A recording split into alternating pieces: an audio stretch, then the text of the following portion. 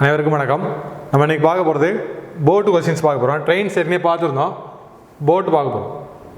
போட்டுக்கு எல்லா கொஸ்டின்ஸுக்குமே ஒரே ஒரு இமேஜ் தான் இருக்குது. இந்த இமேஜை மட்டும் நல்லா ஞாபகம் வச்சுங்க. பாருங்கள், ஒன்று டவுன் ஸ்ட்ரீம்,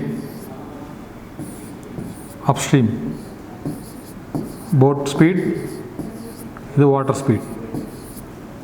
இந்த 4 பிக்சர் தான் இருக்குது. ஒன்று டவுன் ஸ்ட்ரீம், தண்ணி எந்த டைரக்ஷனில் போதோ சேம் டைரக்ஷனில் போட்டு போகிறது.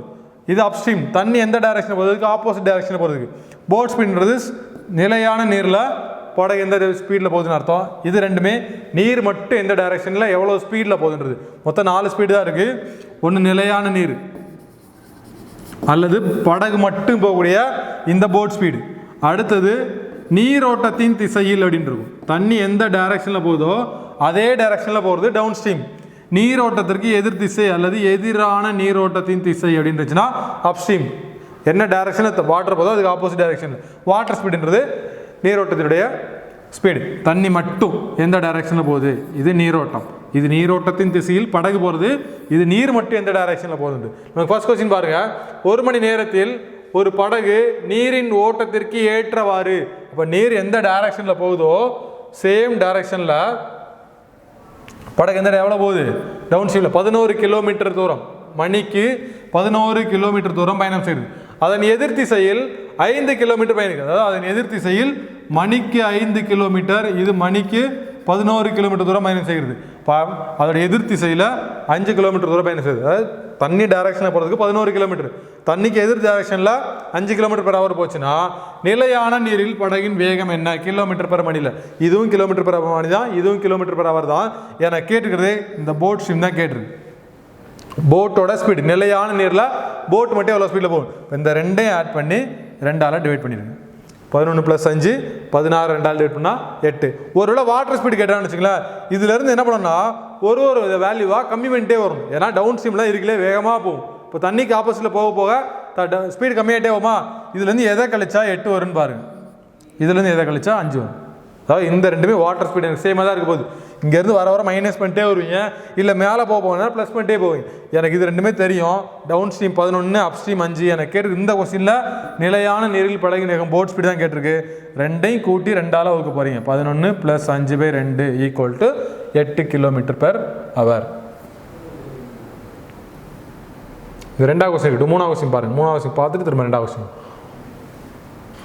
ஒரு படகுக்காரரின் வேகம் மணிக்கு 15 கிலோமீட்டர் மற்றும் நீரோட்டத்தின் வேகம். படகுக்காரர் அப்படின்னா நிலையான நீரில் படகு எவ்வளோ போகுதுன்னா 15 கிலோமீட்டர் பெர் ஹவர் போகுது. மற்றும் நீரோட்டத்தின் வேகம் தண்ணியோடது எவ்வளோ போகுதுன்னா 2.5. தண்ணி மட்டும் எனக்கு போகக்கூடிய ஸ்பீடு 2.5 போகுது. எனக்கு என்ன கேட்டிருக்குன்னா எதிரான நீரோட்டம். இப்போ எதிரான நீரோட்டம்னா எந்த டைரக்ஷனில் வாட்டர் போகுதோ அதுக்கு ஆப்போசிட் டைரக்ஷனில். இப்போ இங்கே என்னவா இருந்திருக்கும், இது 12.5 இருந்தால் ப்ளஸ் 2.5 15, 15 + 2.5 17.5. எனக்கு ஒரு டவுன் ஸ்ட்ரீம் கேட்டிருந்தா 17.5. ஏன்னா கேட்டுக்கிறது அப் ஸ்ட்ரீம் தான், தண்ணிக்கு ஆப்போசிட் டைரக்ஷனில் கேட்டுக்கிறது தான் 12.5 கிலோமீட்டர் பெர் ஹவர். இப்போ பாருங்கள், நீரை எதிர்த்து 2 கிலோமீட்டர் தூரத்தை 20 நிமிடங்களில் ஓட்டுக்கிறார். அதாவது போன கொஸ்டின் 2 கொஸ்டின் பார்த்தீங்கன்னா ஸ்பீடு கொடுத்துருந்தாங்க. ஆனால் இங்கே எனக்கு என்ன கொடுக்கலனா ஸ்பீடு கொடுக்கல.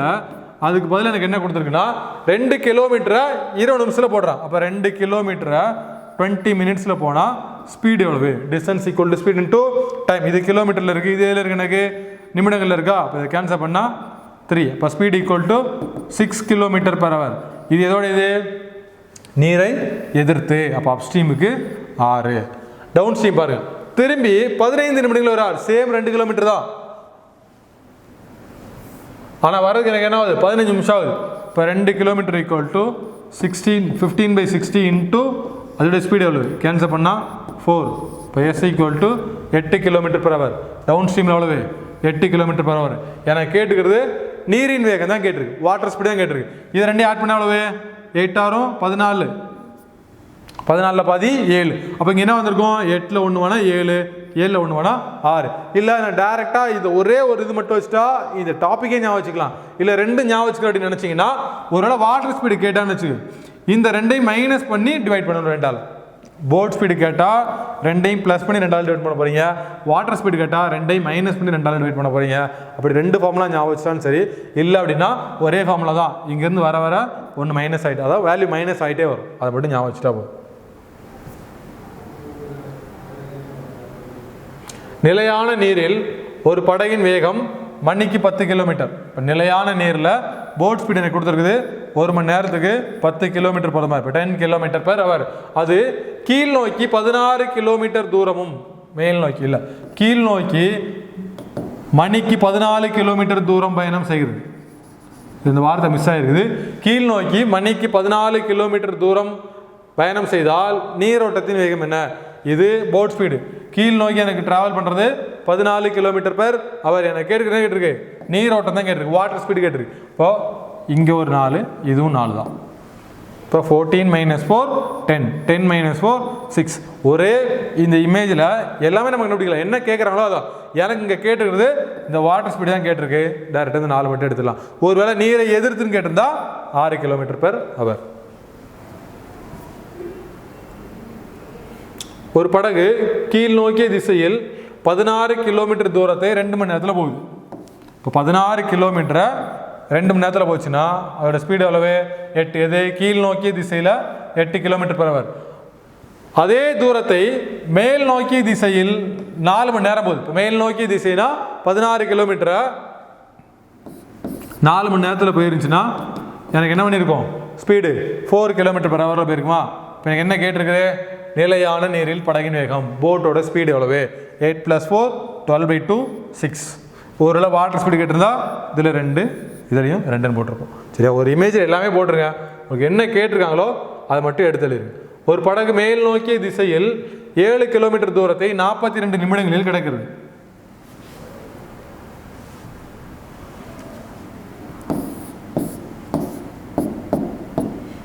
Distance equal to speed into time. எனக்கு 7 கிலோமீட்டரை ஸ்பீடு தெரியாது, 42 நிமிஷத்தில் போகுதுன்றதுனால அதுக்கு என்ன மாற்றணுமே? ஹவர்ஸ்க்கு மாற்றலாமா? கேன்சல் பண்ணால் 6 இப்போ 10. இப்போ ஸ்பீட் ஈக்குவல் டு 10. இது எதில்? மேல் நோக்கிய திசையில் 10 கிலோமீட்டர் பெர் ஹவர். அடுத்து என்னது? நீரோட்டத்தின் வேகம் மணிக்கு 3 கிலோமீட்டர். நீரோட்டத்தின் வேகம் மணிக்கு 3 கிலோமீட்டர் எனில் நிலையான நீரில் படகின் வேகம். நிலையான நீர் தான். நீ இங்கிருந்து போனீங்கன்னா 10 - 3 7, 7 - 3 4 அப்படின்னு போய்.